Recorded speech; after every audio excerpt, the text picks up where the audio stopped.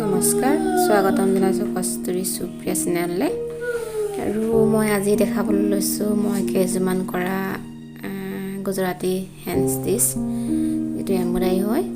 আৰু মই কৰিছিলোঁ, এইখিনি মোৰ অৰ্ডাৰ কাপোৰ হয়।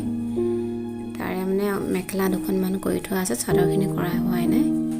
আৰু এইখিনি মই কৰিছোঁ বেলজিয়াম চিল্ক, যিটো কাঞ্জীবৰম বুলি কয়, কাঞ্জীবৰম পাতটো তাতে কৰা হৈছে। আৰু কাপোৰখিনি দেখিবলৈ খুব ধুনীয়া হৈছে।